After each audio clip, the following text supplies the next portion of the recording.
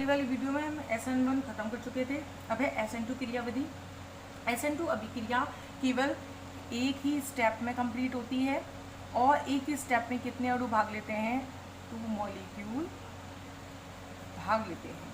देखो जैसे Nu minus यहाँ पे है C एल्किल हैलाइड, तो एल्किल हैलाइड Nu माइनस पे एल्किल हैलाइड पर Nu माइनस इस तरफ से अटैक करेगा, क्योंकि इस तरफ से पहले ही एक नेगेटिव चार्ज एटम जुड़ा हुआ है। बाउंड तोड़ेंगे तो यहाँ पे माइनस यहाँ पे प्लस आएगा, तो क्या होगा, ये इसके साथ अटैच होता रहेगा और ये इससे धीरे धीरे टूटता रहेगा। एक कंडीशन ऐसी आएगी जब ना तो दोनों पूरी तरह से टूटेंगे और ना ही जुड़ेंगे, तो उस कंडीशन में Nu dot dot dot C X, तो इस पे भी पार्शियल नेगेटिव आंशिक ऋणावेश, और इस पर क्या हो जाएगा, आंशिक धनावेश। इस पर तो धनावेश दोनों की तुलना में इस पर पॉजिटिव चार्ज आएगा। इसके बाद जो ये स्टेप होता है वो स्लो होता है। ये वाली स्टेट होती है संक्रमण अवस्था, ट्रांजिशन स्टेट। इसके बाद नेक्स्ट स्टेप होता है वो बहुत फास्ट होता है, और उस फास्ट स्टेप में ये जल्दी से निकल जाता है और ये इसके साथ जुड़ जाता है Nu, और यहाँ से X माइनस निकल गया। इसमें दिखाई दे रहा है कि जो क्रिया कारक था उसमें X माइनस या फिर ऋणात्मक भाग इस तरफ जुड़ा हुआ था। अब प्रोडक्ट में ऋणात्मक भाग इस तरफ जुड़ा हुआ है, इसका मतलब है इसका विन्यास चेंज हो गया, कॉन्फ़िगरेशन चेंज हो चुका है, तो इसी को वॉल्टन प्रतीपन कहा जाता है। इसी तरह इसमें भी हम एविडेंसेस पढ़ेंगे, तो इसके एविडेंस में भी फर्स्ट एविडेंस वही है काइनेटिक एविडेंस, गतिज प्रमाण। फर्स्ट एविडेंस पढ़ रहे हैं, फर्स्ट एविडेंस इसमें क्या है, इसका वेग समीकरण जो प्राप्त होता है वो है कि Rx एंड साइड में लिखना है Nu। इसका मतलब है जो इसका वेग होता है, SN2 रिएक्शंस का वेग होता है, वो एल्किल हैलाइड और न्यूक्लियोफाइल दोनों की सांद्रता पर निर्भर करता है। दोनों के द्वारा ही वेग समीकरण या फिर वेग निर्धारित किया जाता है। ये इसका फर्स्ट, और जबकि SN1 में क्या था, ओनली एल्किल हैलाइड की सांद्रता पर डिपेंडेंस थी। ठीक है, इसके बाद नेक्स्ट है त्रिविमीय प्रमाण। त्रिविम प्रमाण में क्या होगा, दूसरा त्रिविम प्रमाण में क्या होगा कि इसमें कार्बोकेटाइन का फॉर्मेशन नहीं होता, और जो प्रोडक्ट बनता है उसमें क्या पाया जाता है, वॉल्टन प्रतीपन पाया जाता है। वॉल्टन प्रतीपन कैसे हुआ, यहाँ पर ऋणात्मक भाग इस तरफ था जबकि प्रोडक्ट में ऋणात्मक भाग इस तरफ है, तो ये क्या हुआ, वॉल्टन प्रतीपन। ये इसका त्रिविमीय प्रमाण। इसके बाद नेक्स्ट पुनर्विन्यास की बात करें तो अगर कार्बोकेटाइन बन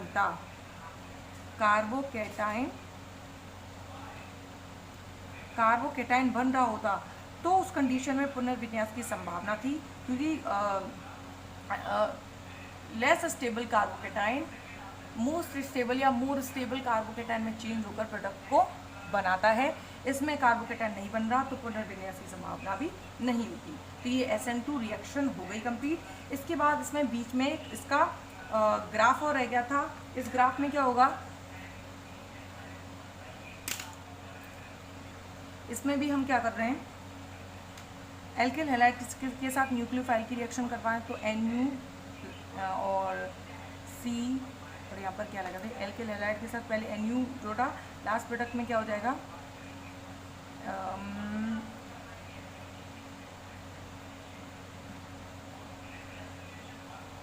NO भी यहाँ जुड़ गया और X माइनस यहाँ से निकल गया।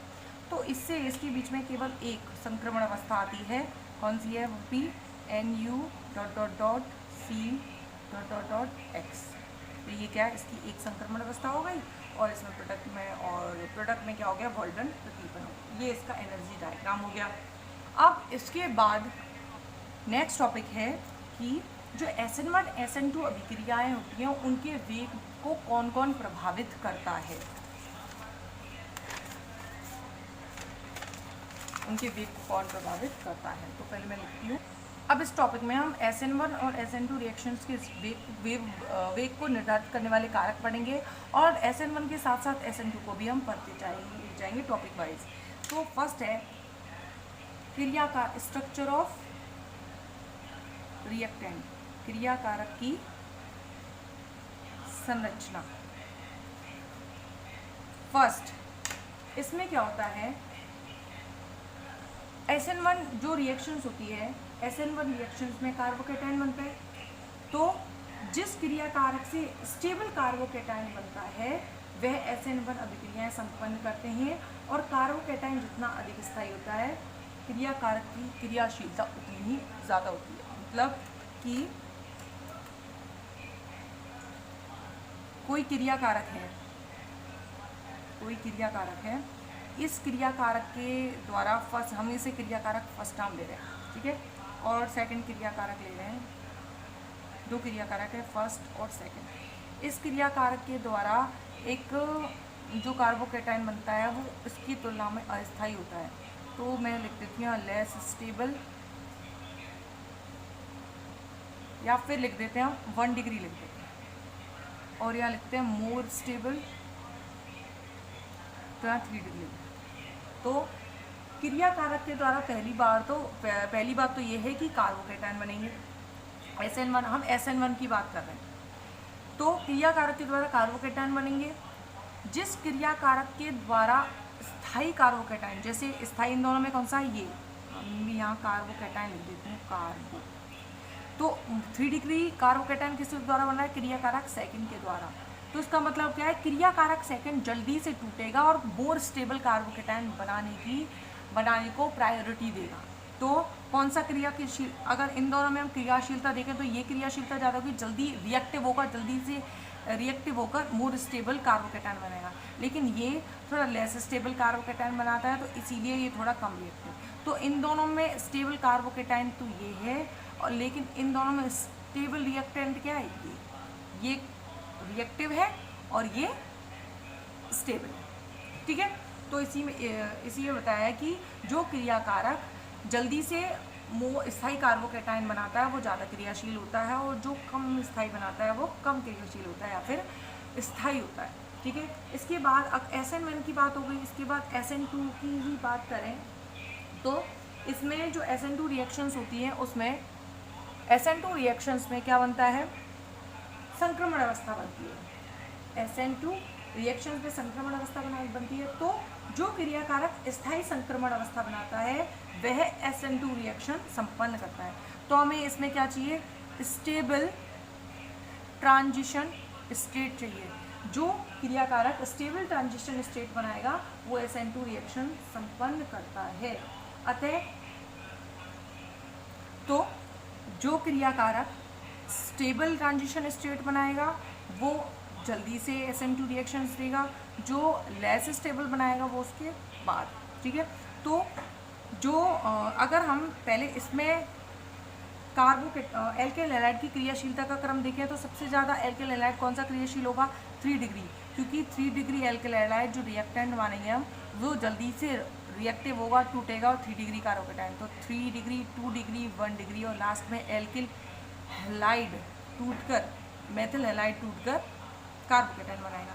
लेकिन इसमें अगर हम देखें तो संक्रमण अवस्था कौन सी स्टेबल होती है, 1 डिग्री मेथिल हैलाइड की संक्रमण अवस्था है, वह 3 डिग्री मेथिल हैलाइड की, क्योंकि इसमें एक फैक्टर कार्य करता है त्रिविमीय बाधा, त्रिविमीय इफेक्ट। तो 3D फैक्ट काम करता है। उसमें क्या होता है कि जितने बड़े समूह जुड़े होंगे उसकी वो उतना ही कम स्थायी होगा, और जितने कम छोटे छोटे समूह या फिर जितने कम समूह जुड़े होंगे वो ज़्यादा स्टेबल होगा। अगर हम 3 डिग्री की बात करें तो 3 डिग्री क्या होता है, सी के साथ कौन जुड़े होंगे, 3 कार्बन और जुड़े होंगे। तो इसका मतलब है बड़े बड़े समूह से जुड़े हुए, हो सकता है C2H5 भी जुड़े। लेकिन अगर हम CH3 की बात करें तो उसके CH3X के साथ तो छोटे छोटे, तो इसमें त्रिविम वादा कम कार्य कर रही है, इसमें त्रिविम वादा सबसे ज़्यादा काम कर रही है, तो ये कम स्थायी सबसे कम, तो इसके अपोजिट क्या हो जाएगा SN2 में। तो सबसे ज़्यादा क्रियाशील SN2 रिएक्शंस के लिए कौन सा क्रिया कारक होगा, जो क्या होगा मेथिल हैलाइड, उसके बाद 1 डिग्री वाला क्रिया रिएक्टेंट, फिर 2 डिग्री, फिर 3 डिग्री वाला। तो क्रिया कारक की संरचना पर जो निर्भरता है वो समझ में आ गई होगी कि SN1 रिएक्शंस में क्रम क्या होता है ये वाला, और SN2 रिएक्शंस में क्रम क्या होता है ये वाला। इसके बाद नेक्स्ट है सेकंड, जाने वाले समूह। जाने वाला समूह कौन सा होता है, अभी हम एल्किल हैलाइड की बात करें तो एल्किल हैलाइड में हैलाइड की जगह न्यूक्लियोफाइल जोड़ता है, तो जाने वाला समूह कौन सा होगा हैलाइड। तो हैलाइड की प्रकृति, जाने वाला समूह या वो क्या होगा जाने वाला समूह हैलाइड, हैलाइड की प्रकृति या जाने वाले समूह की प्रकृति। जाने वाले समूह या हैलाइड की प्रकृति को अगर देखें तो इसमें क्या होगा, जाने वाला समूह एल्किल हैलाइड है, तो हम RX की बात कर रहे हैं कि इस X की नेचर के बारे में बात करेंगे। तो अगर इस X को देखें तो इस X की जगह कौन कौन हो सकते हैं, RF, RCl, RBr, RI। RF को हम साथ में लेके नहीं चलते, क्योंकि F होता है, F का आकार बहुत ज़्यादा छोटा होता है, आकार ज़्यादा छोटा होने के कारण ये F के साथ बहुत ज़्यादा मजबूती के साथ बंधा हुआ रहता है, इसीलिए हम RCl, Br और RI को लेके चलते हैं। तो अगर हम इनकी बात करें तो कौन इन तीनों में से कौन सा आयोडाइड जल्दी से निकलेगा, या फिर जल्दी से कौन से आयोडाइड हैलाइड का बॉन्ड टूटेगा। तो इसमें देखें Cl से I की तरफ आने में, वर्ग में ऊपर से नीचे आने पर साइज़ क्या होता है बढ़ता है। साइज़ बढ़ेगा तो साइज़ बढ़ने का मतलब क्या है, आयन जो आयनिक त्रिज्या है, आयनिक त्रिज्या, आयनिक रेडियस भी बढ़ेगी। आयनिक त्रिज्या बढ़ने से जो बंध लंबाई है वो क्या होगी बढ़ेगी। त्रिज्या बढ़ रही है ओवरलैपिंग होगी, त्रिज्या बढ़ी है तो लंबाई बंध लंबाई वैसे ही बड़ी होगी। बंध लंबाई बढ़ेगी तो बंध जितना बड़ा होता है, बंध लंबाई की जितनी ज़्यादा होती है, बंध उतनी ही आसानी से टूट जाता है। आसानी से टूट जाता है तो मतलब बंध की सामर्थ्यता कम हो गई। नेक्स्ट में क्या होती है सामर्थ्य, बंध सामर्थ्यता कम हो गई। बंध सामर्थ्यता कम होने का मतलब है बंध बहुत आसानी से टूट जाएगा और वो उतना ही ज़्यादा क्रियाशील होगा। तो इसका मतलब है क्रियाशीलता क्या हो गई बढ़ गई। कब, जब आकार बढ़ेगा। Cl फिर Br और I। क्लोरीन से आयोडीन की तरफ आने पर साइज बढ़ता है, आयनिक त्रिज्या बढ़ती है, लंबाई बढ़ती है। लंबाई बढ़ती है तो सामर्थ्यता घटती है और क्रियाशीलता बढ़ती है। तो इसका मतलब है ये आयोडाइड सबसे ज़्यादा क्रियाशील होगा, जल्दी टूटेगा। तो क्रम क्या हो जाएगा, ये हो गई हैलाइड की जो हैलाइड या फिर जाने वाले समूह की प्रकृति। इसके बाद नेक्स्ट है नाभिक स्नेही की प्रकृति और सांद्रता। नाभिक स्नेही की प्रकृति व सांद्रता। अगर नाभिक स्नेही की प्रकृति और सांद्रता के बारे में बात करें तो जो SN1 रिएक्शन होती है, SN1 और SN2 हम दोनों को साथ में देख रहे हैं। तो जो SN1 रिएक्शन होती हैं, SN1 रिएक्शन पर नाभिक स्नेही का या फिर न्यूक्लियोफाइल का कोई भी इफेक्ट नहीं पड़ता, क्योंकि हमने वेग समीकरण पढ़ा था तो पढ़ा था कि RX ये था नाभिक SN1 के लिए। मतलब अभिक्रिया वेग किस पर डिपेंड करता, ओनली एल्किल हैलाइड की सक्रिय सांद्रता पर, न्यूक्लियोफाइल पर कोई डिपेंड नहीं करता। लेकिन हम SN2 की बात करें तो इसके वेग समीकरण में हमने पढ़ा था कि RX एंड NU। तो एल्किल हैलाइड और न्यूक्लियोफाइल दोनों की सक्रिय सांद्रता पर निर्भर था तो SN2 रिएक्शंस को नाभिक स्नेही की प्रकृति व सांद्रता इफेक्ट करेंगी, लेकिन SN1 रिएक्शंस को इफेक्ट नहीं करेंगी। इसके बाद नेक्स्ट है विलायक की प्रकृति। Nature of solvent, nature of solvent. अब विलायक की प्रकृति के बारे में देखें तो विलायक की बात करें तो दो प्रकार के विलायक हो सकते हैं, ध्रुवीय और अध्रुवीय, नॉन पोलर एंड पोलर। तो जो ध्रुवीय विलायक होता है, ये ध्रुवीय विलायक में SN1 रिएक्शंस कंप्लीट होती हैं, जबकि अध्रुवीय विलायक में SN2। क्योंकि जो SN1 रिएक्शंस होती हैं उसमें कार्बोकेटाइन बनता है, और इस कार्बोकेटाइन के बनने के लिए कोई ध्रुवीय माध्यम, जैसे कार्बोकेटाइन बनने के लिए X- का निकलना ज़रूरी है, और X- के लिए कोई माध्यम ध्रुवीय जो X- को अट्रैक्ट करके अपना उसमें विलायकन कर दे, सॉल्युबल कर दे उसको, तो क्या होगा, ध्रुवीय माध्यम कोई सा भी ध्रुवीय ध्रुव में पॉजिटिव नेगेटिव दोनों पोल्स हो सकते हैं। पोलर मतलब दोनों ध्रुव, पॉजिटिव नेगेटिव, कोई सा भी सॉल्वेंट हो।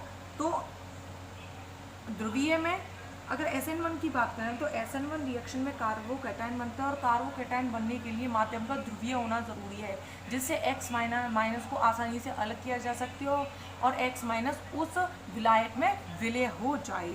लेकिन जो SN2 रिएक्शन होती है उसका माध्यम अध्रुवीय होना चाहिए, क्योंकि इसमें एक संक्रमण अवस्था बनती है, संक्रमण अवस्था बनती है। अगर SN2 रिएक्शन का माध्यम ध्रुवीय कर दिया जाएगा तो इसमें तो कार्बोकेटाइन बनने के दौरान X- का निष्कासन हो जाता है ध्रुवीय माध्यम की हेल्प से।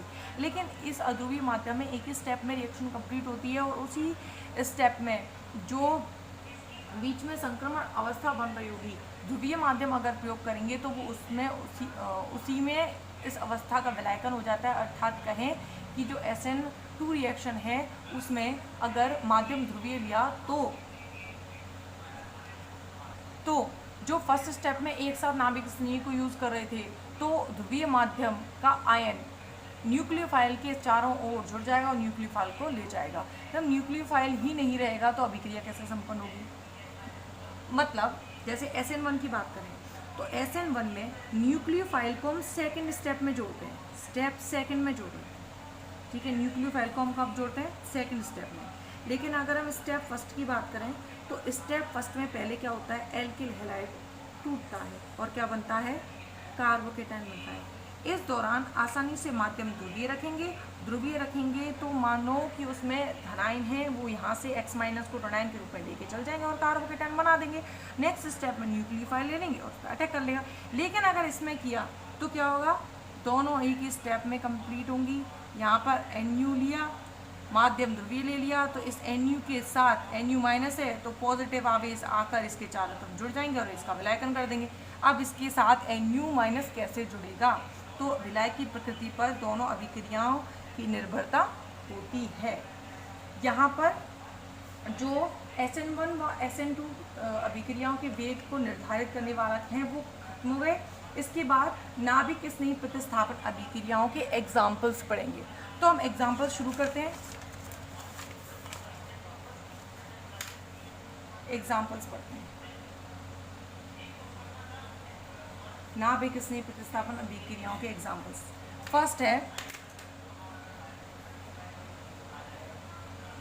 फर्स्ट है जलीय क्षारों के साथ रिएक्शन, जलीय क्षारों के साथ, ये क्षारों के साथ रिएक्शन करवाएंगे तो इसमें अल्कोहल बनते हैं, जैसे कि C2H5Cl की रिएक्शन अगर हम KOH से कर दें, जलीय माध्यम में हो तो माध्यम जलीय, उसके बाद बेस लेना है। तो यहाँ से KCl निकल गया, KCl मतलब हमने Cl- हैलाइड आयन को निकाल दिया। अब ये पॉजिटिव चार्ज हो जाएगा और OH जाके इसके साथ जुड़ जाएगा, तो क्या होगा, C2H5OH और क्या निकल गया Kc। तो इसमें क्या बनते हैं, जब जलीय क्षारों के साथ रिएक्शन करवाई जाती है तो एल्कोहल बनते हैं। इसके अलावा ये 1 डिग्री की बात की। अगर हम एक एग्जांपल 3 डिग्री का और लें तो CH3 का होल 3Cl प्लस HOH। तो ये भी जल ही है और इसमें क्षारीय भाग ये है। तो इसमें क्या होगा, यहाँ से H और यहाँ से Cl क्या निकल गया HCl और CH3, यहाँ पे C और आएगा, ठीक है, C और क्या हो गया OH HCl। जो ये रिएक्शन होगी वो इसकी तुलना में जल्दी होगी, जल्दी क्रियाशील, ये वाला, क्योंकि ये वाला जो रिएक्टेंट है वो ज़्यादा क्रियाशील है, ज़्यादा रिएक्टिव है, जल्दी से अल्कोहल देगा, और ये थोड़ा कम है इन दोनों की अगर हम तुलना करें तो। इसके बाद नेक्स्ट एग्जांपल है एल्कोक्साइड के साथ रिएक्शन या फिर विलियमसन ईथर संश्लेषण। विलियमसन ईथर सिंथेसिस संश्लेषण। विलियमसन ईथर संश्लेषण में जब एल्किल हैलाइड की अभिक्रिया सोडियम एल्कोक्साइड के साथ कराते हैं तो ईथर बनते हैं। तो RX की रिएक्शन हमने NaOC2H5 सोडियम एल्कोक्साइड के साथ रिएक्शन करवाई तो क्या होगा, यहाँ से X माइनस को कौन लेकर जाएगा Na। अब इसका प्लस भाग निकल गया, ये हो गया माइनस, तो ये किसकी तरह कार्य करेगा, ना भी किस नहीं, इसमें से माइनस भाग निकला ये प्लस, तो ये दोनों आपस में रिएक्शन कर लेंगे तो क्या बनेगा R का मतलब एल्किल OC2H5। ऑक्सीजन के दोनों तरफ एल्किल चेन है, इसका मतलब ये क्या है ईथर। तो ये ईथर के सिंथेसिस की विधि है जिसे हम ना भी किस नहीं रिएक्शंस में पढ़ सकते हैं। इसके बाद अगर हम R की जगह कोई C2H5 ले लें, CH3 ले लें तो यहाँ क्या आ जाएगा CH3। इसके बाद नेक्स्ट अभिक्रिया है वुड्स रिएक्शन, वुड्स अभिक्रिया। Third Wurtz reaction. अगर हम इसकी बात करें वुड्स अभिक्रिया की तो इसमें क्या होता है, एल्किल हैलाइड और एल्किल RX के दो अणु होते हैं और सोडियम के साथ अभिक्रिया करवाई जाती है तो क्या होगा, ये सोडियम प्लस किन को ले जाएगा X को ले जाएगा, तो यहाँ से क्या निकल जाएगा 2NaX और R आपस में जुड़कर क्या बन गई 2NaX निकल गया। अगर हम यहाँ पर C2H5 Br लें और 2Na लें, इसी तरह हम यहाँ Br लें और C2H5 लें तो क्या हो जाएगा, यहाँ से निकल गया तो क्या आएगा 2NaBr निकल गया और C2H5 एंड C2H5 अटैच हो गए। ये है वुड्स रिएक्शन। इसके बाद नेक्स्ट है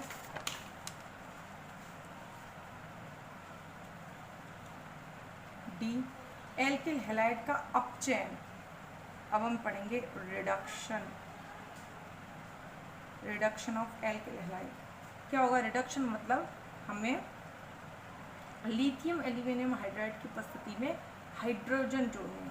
अगर हम C2H5 Br लें और लिथियम एल्यूमिनियम हाइड्राइड जो कि अपचयन का काम करता है, अपचयन करेगा, या फिर ले लें कोई भी धातु उत्प्रेरक, तो क्या होगा, जितने हाइड्रोजन चाहिए होंगे उसके अकॉर्डिंग हाइड्रोजन जुड़ेंगे और यहाँ से जैसे कि बॉन्ड यहाँ से तोड़ना है, H 2 हाइड्रोजन, एक H इस Br को लेकर चला जाएगा, तो एक H इस Br को लेके गया तो क्या जाएगा HBr और एक H इसके साथ जुड़ेगा तो क्या बन जाएगा C2H6।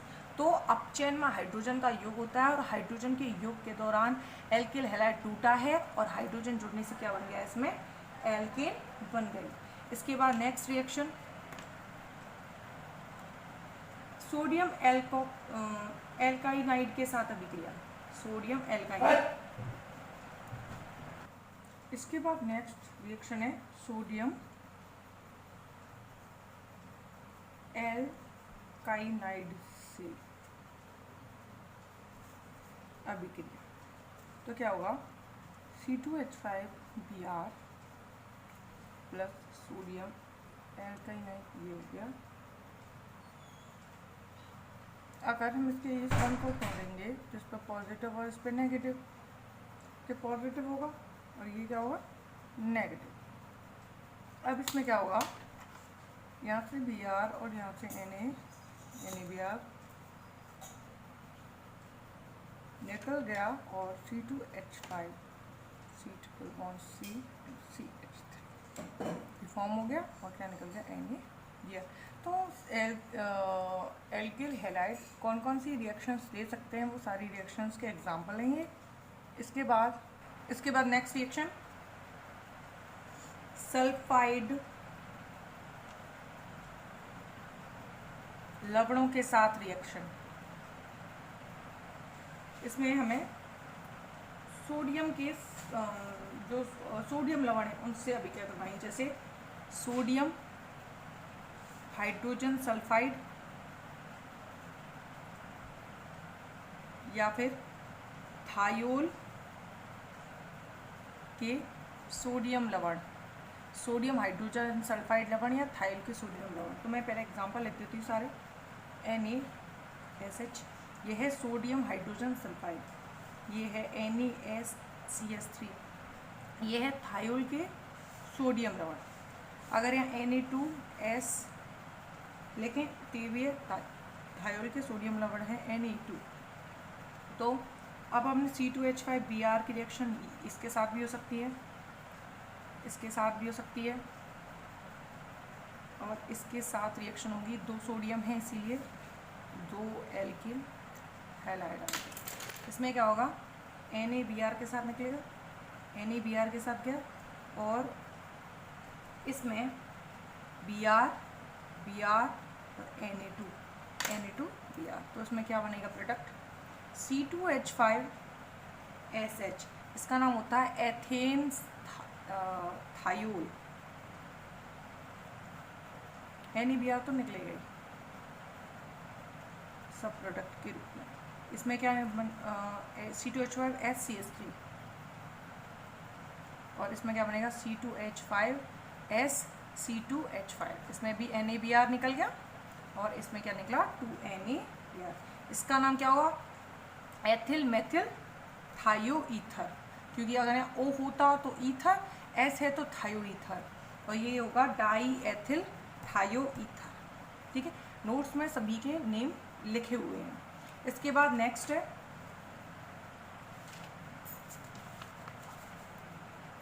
कार्बोक्सिलिक अम्लों के कार्बोक्सिलिक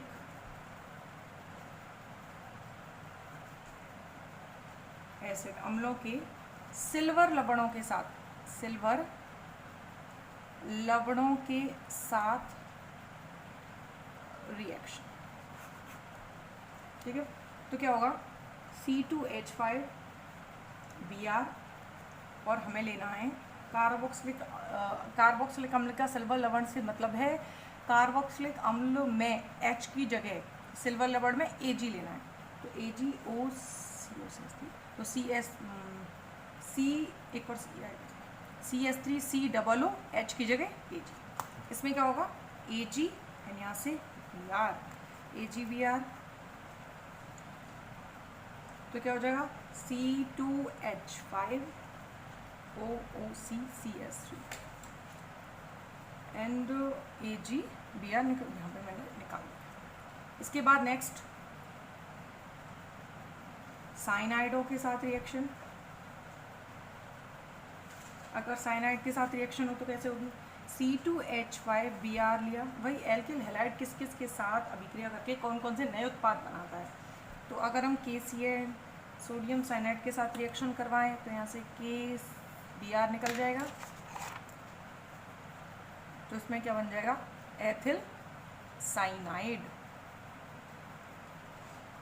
इसके बाद और भी एग्जाम्पल हैं, जैसे पहले इसमें ये देख लेते हैं, जो ये C2H5CN होता है, ये C2H5CN बहुत ज़्यादा यूज़फुल होता है और इसके द्वारा कई नए प्रोडक्ट्स का सिंथेसिस किया जाता है। जैसे अगर हम C2H5 और C ट्रिपल बॉन्ड है, CN को यहाँ लिख लें। अगर हम इसका, अगर यहाँ पर हम इसका अम्लीय हाइड्रोलाइसिस करते हैं, अम्लीय जल अपघटन करते हैं, यहाँ पर इसका अगर हम आंशिक जल अपघटन करते हैं, आंशिक लिखा होगी, पार्शियल जल अपघटन करें और या फिर अपचयन करें, अपचयन लिखेंगे। अपचयन के लिए SnCl2, कोई भी अपचयन करने वाला लिया जैसे SnCl2, तो क्या होगा, अगर हम इसका अम्लीय जल अपघटन करवाते हैं तो हमें कार्बोक्सिलिक अम्ल बनता है।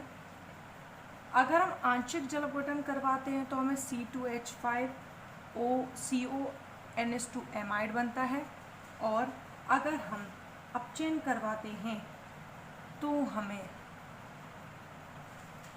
एमीन बनती है। तो ये जो एल्किल साइनाइड बना है, एल्किल साइनाइड आगे जाके अलग अलग प्रोडक्ट देता है, केवल अलग अलग सिचुएशन के अकॉर्डिंग। अगर हमने अम्लीय जल अपघटन कराया तो कार्बोक्सिलिक अम्ल देगा, आंशिक कराया तो इसकी मैकेनिज्म नहीं है, डायरेक्ट रिएक्शन दी है जिसमें अम्लीय, आंशिक और अपचयन के बारे में बताया गया है। इसके बाद नेक्स्ट है सिल्वर साइनाइड के साथ अभिक्रिया। नेक्स्ट एग्जाम्पल है, अगर सिल्वर साइनाइड के साथ रिएक्शन,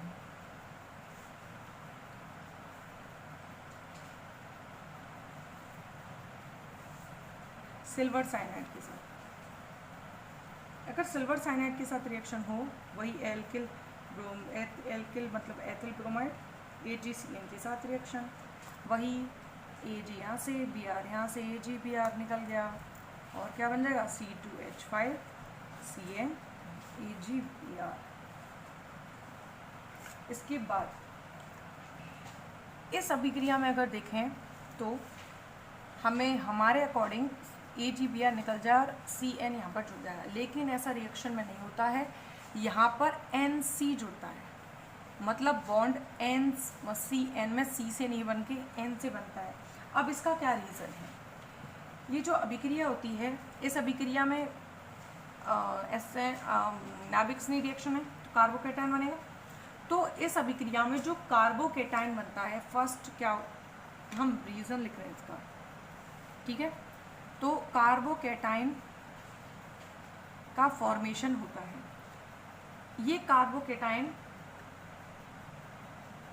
अत्यधिक विद्युत धनी होता है, मतलब पॉजिटिव चार्ज होता है इस पर, और विद्युत धनी अर्थात पॉजिटिव चार्ज स्पीसीज क्या कोशिश करती है, ज़्यादा से ज़्यादा विद्युत ऋणी अणु के साथ जुड़ने की कोशिश।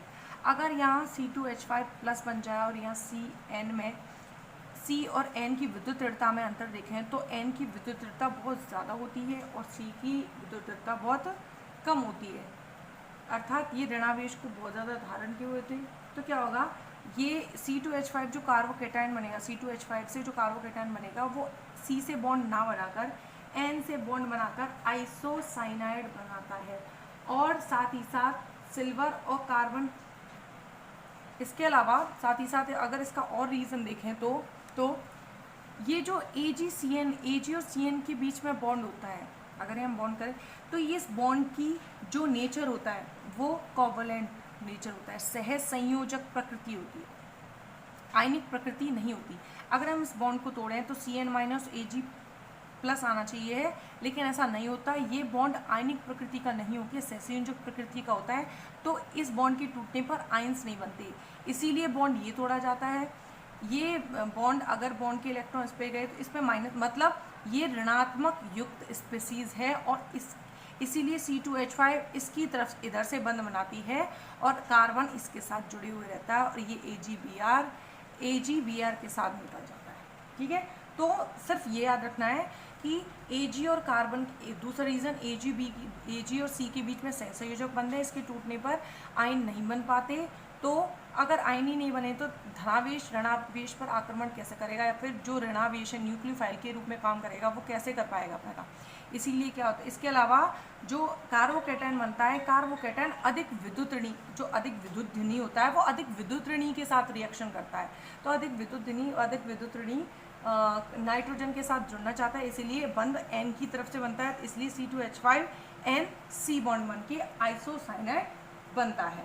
इसके अलावा ये जो NC मतलब C2H5 NC isocyanide compound product बना है, ये भी बहुत इंपॉर्टेंट होता है। अगर यूज़फुल है। अगर इसकी C2H5NC का अगर हाइड्रोलाइसिस कराया जाए, जल अपघटन करवाया जाए, तो इससे बनता है C2H5NH2 प्लस HCOOH। मतलब बॉन्ड यहाँ से टूटता है, ये HCOOH में फॉर्म हो जाता है और ये C2H5NH2 में बदल जाता है। इसके अलावा अगर हम याद करने के लिए ट्रिक देखें, जल अपघटन में जल का अणु जोड़ना है तो कैसे जोड़ सकते हैं वो देख लेते हैं हम। जल का अणु एक बार H2 एक बार O, तो NH2 हो गया, ठीक है। इसके बाद यहाँ पर एक जल का अणु पूर्ण रूप से जुड़ गया। इसके बाद अगर हम HOH का दूसरा अणु लें तो इसका OH माइनस इसके साथ, मतलब एक बार H2O और एक बार OH माइनस इसके साथ, तो क्या हो जाएगा C2H5। ये याद करने के लिए केवल ओनली एक ट्रिक है, ठीक है। इसके बाद नेक्स्ट है एग्जाम्पल नाइट्राइटों के साथ अभिक्रिया। सिल्वर साइनाइड, याद रखना पहले हमने KCN से रिएक्शन करवाई थी तो KCN के केस में CN ही था, लेकिन अगर हम AgCN की रिएक्शन करवाएंगे तो NC हो जाएगा। नेक्स्ट है नाइट्राइटों के साथ रिएक्शन।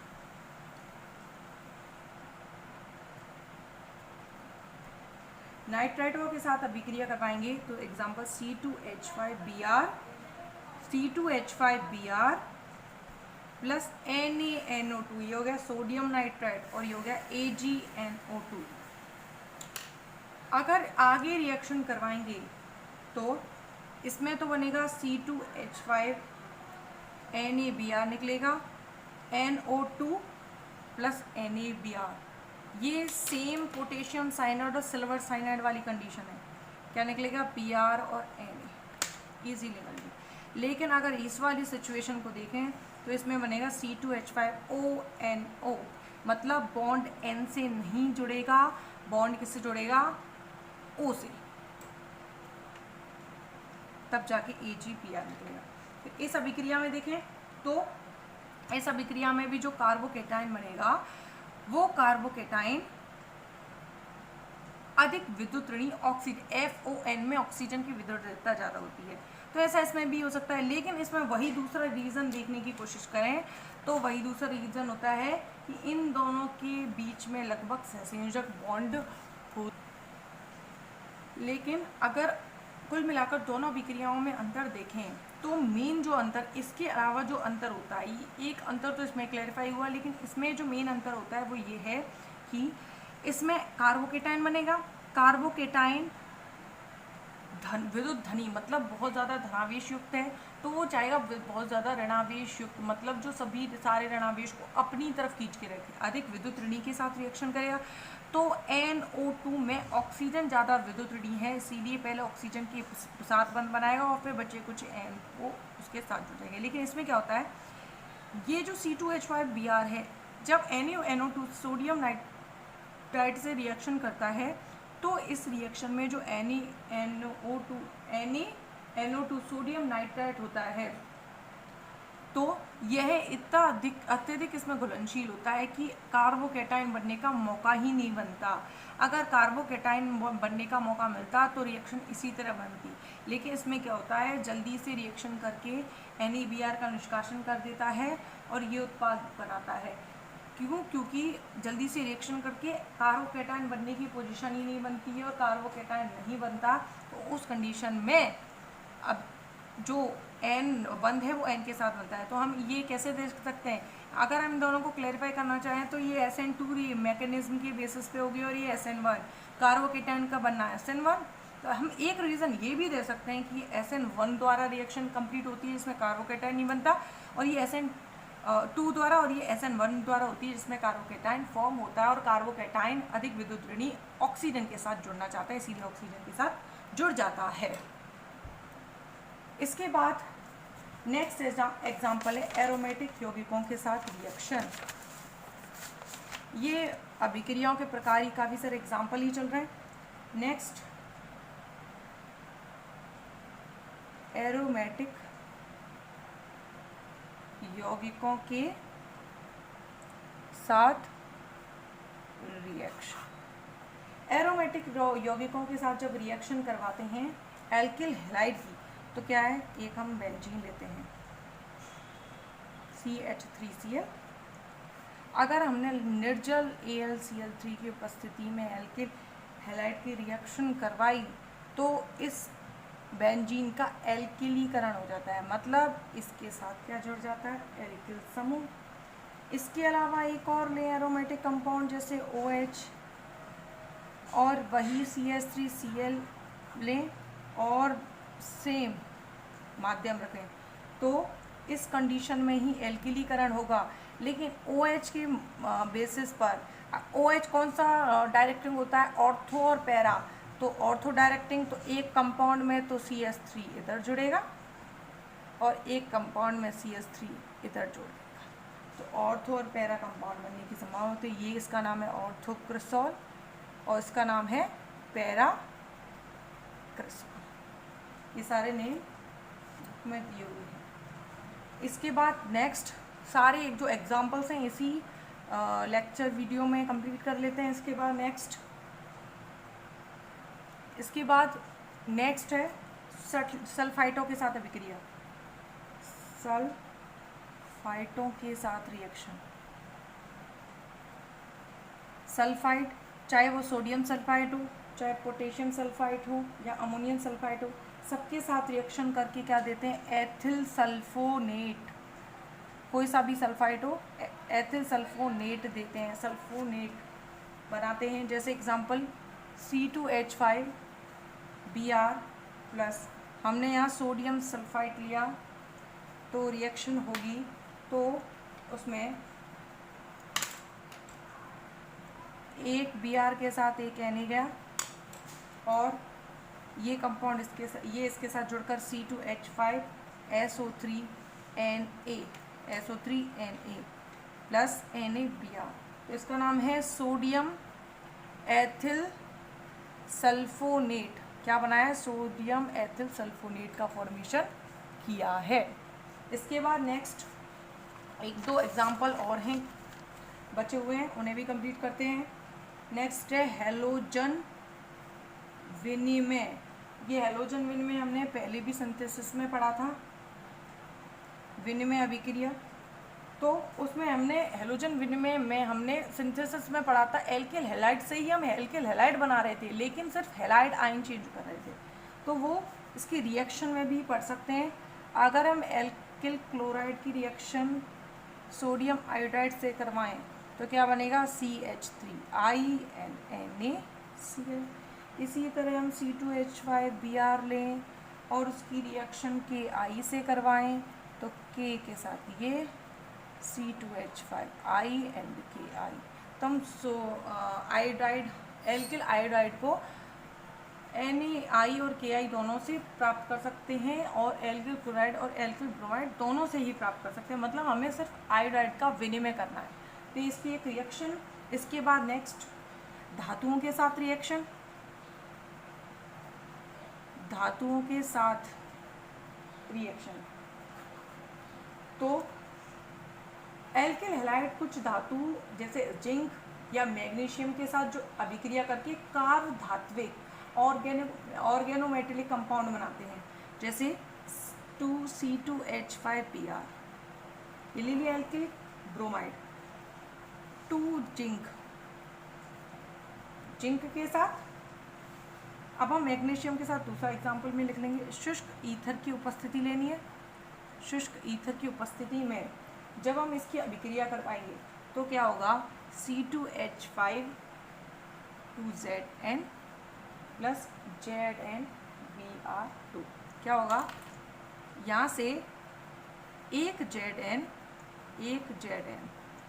यहाँ से 2 Br के अणुओं को लेके ZnBr2 और एक Zn इसके साथ जुड़ जाएगा। तो C2H5 2 है तो 2 इसके साथ जुड़कर क्या बना लेंगे, ये है कार्बधात्विक, एक धातु के साथ कार्बन का, धातु और कार्बन का जुड़ना कार्बन धातु बंध अर्थात कार्ब धात्विक कंपाउंड कहलाते हैं। इसी तरह दूसरे एग्जाम्पल में देखें, C2H5Br प्लस Mg, वही सेम, तो क्या बनेगा C2H5MgBr। ये क्या होता है, ग्रिग्नार्ड रिएजेंट, तो ये भी एक कार्बधात्विक कंपाउंड ही होता है।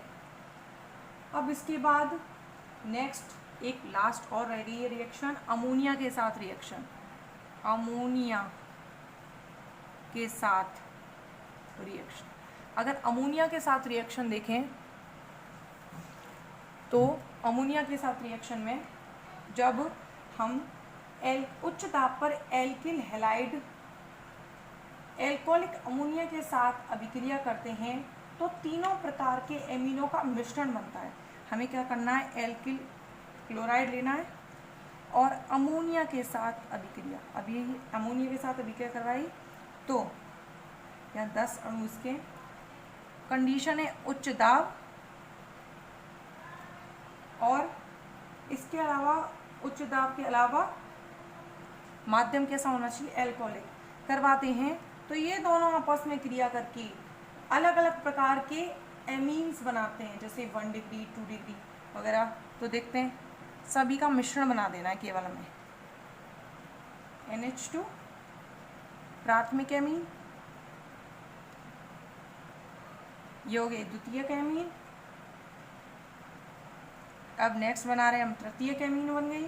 इसके अलावा CH3 का होल 4 N प्लस के साथ माइनस भी जोड़ देते हैं, ये हो गया चतुष्क अमोनियम।